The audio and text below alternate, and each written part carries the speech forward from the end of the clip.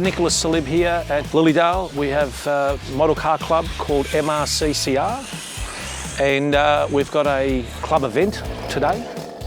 We run remote control cars. We run quite a few different types. We've got bikes coming through now. Basically, it's a hobby, but it's also a sport. I race what's called a 1/8 scale car. It's a pan body. They are the fastest remote control cars in IC racing. They're classed as the F1 of RC.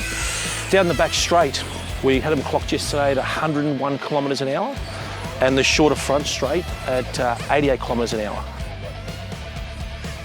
Last November, we had the National Australian Championship at this venue. Unfortunately, we had a bit of rain, but we got through it, and we had all the races from around Australia come here. There was about 70 entries, and it was an absolutely magnificent event. I probably started a bit later than all the guys that are, here racing. I started about 10 years ago. I came down and had a look, and I was into just mucking around in the streets and jumping gutters and all that sort of stuff. And basically, the model car racing has become a big part of my life, and unfortunately, my family's life. They've got to deal with me building cars on the dining table, 10 hours at a time. It's all about the work, getting the car right. It's about precision and hitting the apexes all around the track, fastest way to get around.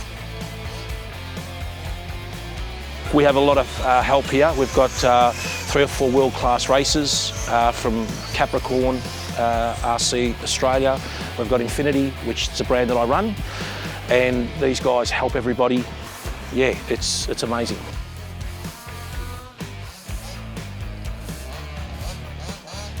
When I was a young fella, 10, 11 years old, there was some model cars that came out at the local Toy World and Toy Kingdom, which were electric buggies that were ready for the public, and they were a Tamiya. And anyone watching this will know what I'm talking about. We all the kids were praying that Christmas time would come and you get a Tamiya. There was a Hornet electric buggy, off-road, so you could drive on the road, on the grass. And I started with one of those, had a Saturday job, paper round, whatnot, and saved up and got one, and just loved the feeling of controlling something from a standing position. And I was setting up little cones in the street, and all the kids would come out and watch. And I did that for about 6 or 7 years.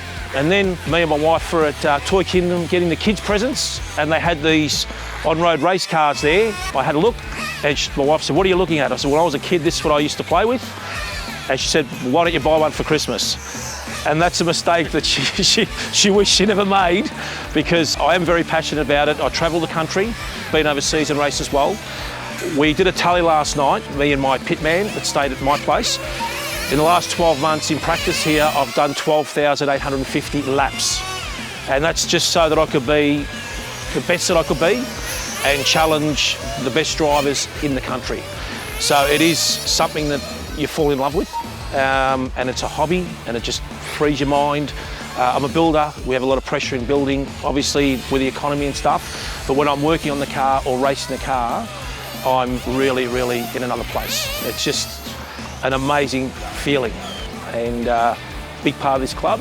I'm trying to invite people to come along and watch and join in if you like, and see what you think of the model car racing. At the end of the day, I'd rather be doing this and all the other things that people do as a hobby, catch up with friends and whatnot. This is my hobby, and this is my passion.